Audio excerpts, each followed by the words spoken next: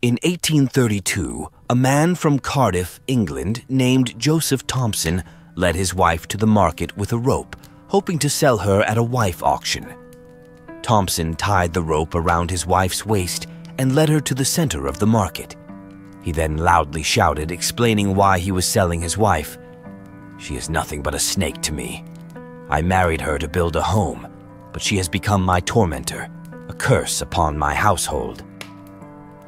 Then, changing his tone, Thompson listed his wife's merits, such as milking cows, singing, and serving drinks. He stated that he was willing to offer both her perfections and imperfections for 50 shillings. Shortly after, a man shouted from the crowd, "I am willing to buy her." The deal was struck, and Thompson removed the rope from his wife. The buyer then took his new wife by the arm and left. This seemingly absurd event occurred more than once in British history. According to British newspapers, between 1780 and 1850, approximately 300 British wives were publicly sold by their husbands. In the 17th century, records of wife selling in England were also found in other European countries. For example, Madame de Montespan, the famous mistress of King Louis XIV of France, noted in her memoirs that the English could sell their wives in the market like cattle, calling the English a barbaric people. In that era, although married women lost most of their independent rights and became completely or largely economically dependent on their husbands, making men the primary breadwinners and heads of the household, this did not mean that women lacked personal rights. Wives were not their husband's property and could not be transferred or sold at will. These practices were strictly prohibited by law and violated the Christian principle of monogamous marriage. So why were the English able to openly sell their wives? The underlying reason was economic. Husbands selling their wives were often forced into it, and it was not simply a matter of selling property for money. Wife selling originated in the mid-17th century and is generally believed to be a custom invented by the lower classes in England. Although the Reformation made divorce theoretically possible, its high costs meant it was still considered a privilege for the wealthy. To obtain a legal divorce, one had to file a divorce petition with Parliament and go through a lengthy legal process before it could be approved. The costs of this process could amount to thousands of pounds, an astronomical sum for ordinary workers who earned less than £1 a week. Besides the exorbitant costs, the requirements for a legal divorce were also quite complex. In England, couples were only allowed to file a divorce petition if there was proof of life-threatening situations or adultery. Other reasons, such as incompatibility, lack of a son, or non-life-threatening domestic violence, were not considered grounds for divorce. Before submitting a divorce petition, a legal separation request had to be filed with the court. This meant that a formal separation had to take place first, and only after a certain period could the divorce proceedings begin. During the litigation, both parties needed to provide evidence of the other's adultery. In short, the entire process was time-consuming, laborious, costly, and humiliating. It is no wonder that between the 18th century and the mid-19th century, there were only 338 divorce cases in England, with only 8 initiated by women and only 4 women ultimately obtaining a divorce. These 4 women must have spent a great deal of time and money, risking everything to finally win their freedom. For the lower classes, undergoing the formal divorce procedure was impossible, so they had to find other ways to officially dissolve their marriages.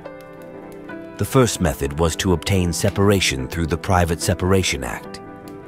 Though separation was not as final as divorce, it still provided a legal way to live apart.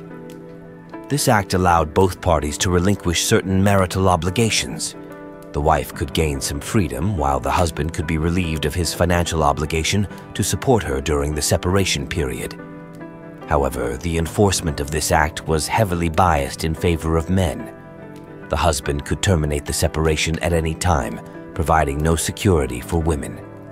The second method was to reach a private separation agreement, allowing each party to live separately or to simply elope. Both options carried significant legal risks. In a private agreement, if one party reneged, they could demand the other resume marital duties at any time. Similarly, if an eloped woman was caught or found, the law required her to return to the marriage. Some women, after being found, were subjected to measures that restricted their personal freedom, such as being locked up at home or sent to an asylum by their husbands.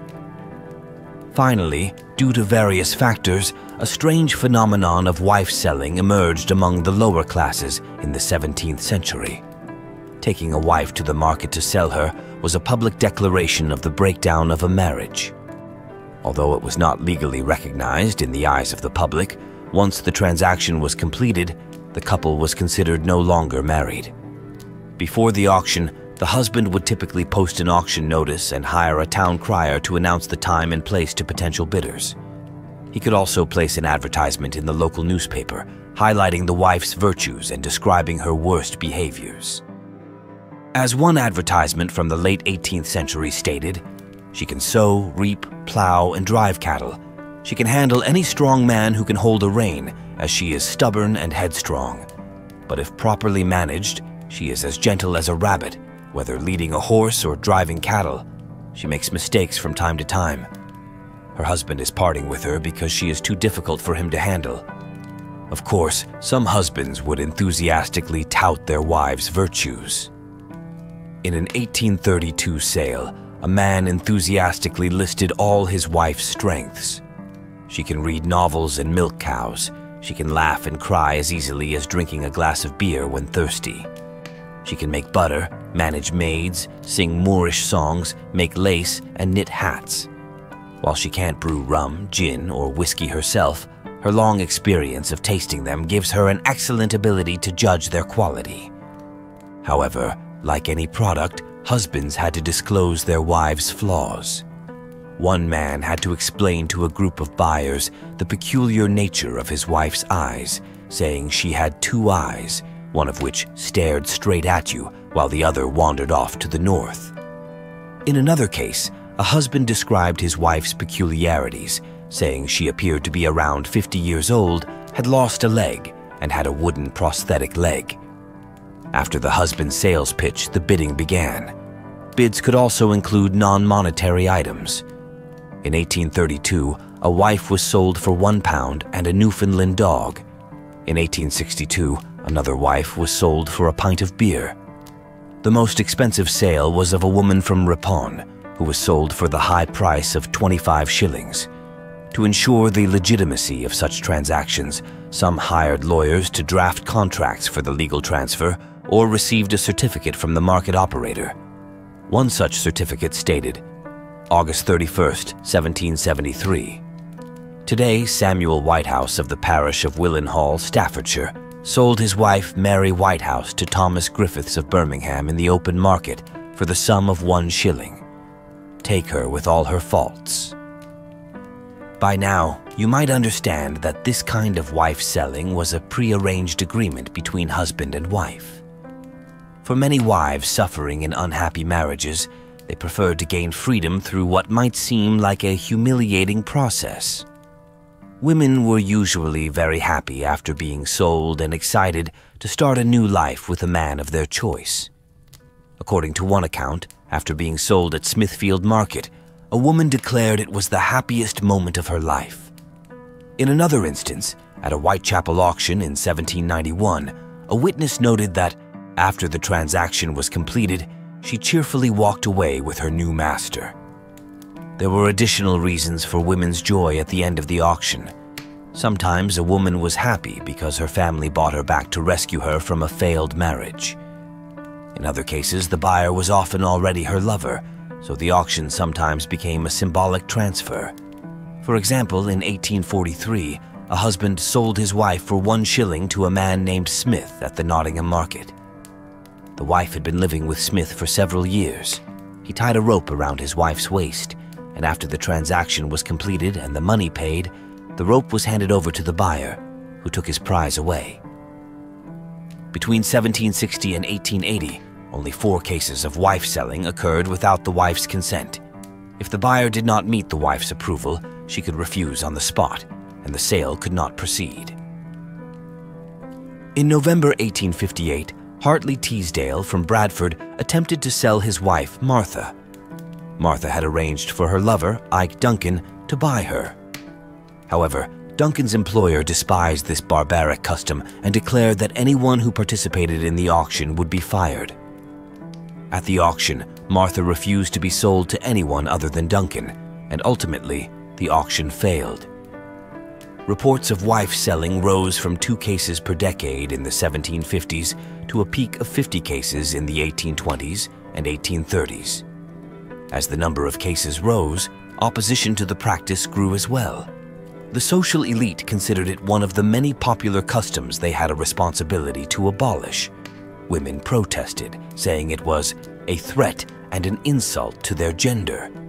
However, this practice persisted among the lower classes into the early 20th century. The last known case occurred in 1913, when a woman testified in a maintenance case at the Leeds Police Court that her husband had sold her for £1. How should we view the unique phenomenon of wife selling in England today? It vividly illustrates women's low status in a patriarchal society and reveals the hidden helplessness of the lower classes. If the public viewed the transaction as ending the marriage, why was it always the wife being sold and not the husband? This is because in a patriarchal society, men held economic and financial power. Women were entirely dependent on men economically and were not seen as independent adults. Furthermore, the root cause of this phenomenon was the prohibitively high cost of divorce for the lower classes. Common people could not afford the cost of divorce.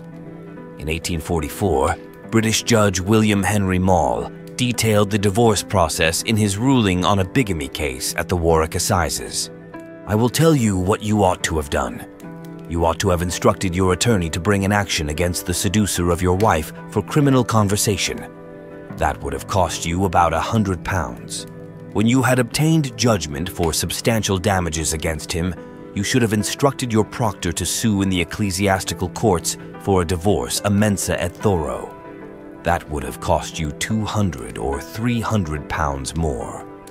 When you had obtained a divorce a mensa et thoro, you should have appeared by counsel before the House of Lords in order to obtain a private act of Parliament for a divorce, a vinculo matrimoniae, which would have rendered you free and legally competent to marry the person whom you have taken on yourself to marry with no such sanction." The bill might possibly have been opposed in all its stages in both Houses of Parliament, and together you would have had to spend about £1,000 or £1,200. You will probably tell me that you have never had 1,000 farthings of your own in the world. But, prisoner, that makes no difference. Sitting here as an English judge, it is my duty to tell you that this is not a country in which there is one law for the rich and one for the poor. You will be imprisoned for 1 day. Since you have been in custody since the commencement of the assizes, you are free to leave. This famous court summary was later seen as instrumental in the enactment of the Matrimonial Causes Act of 1857. This act removed divorce proceedings from church jurisdiction and established a dedicated divorce court, significantly reducing costs in both time and money, making divorce accessible to common people. The act was ultimately passed thanks to the efforts of British women's rights activist Caroline Norton.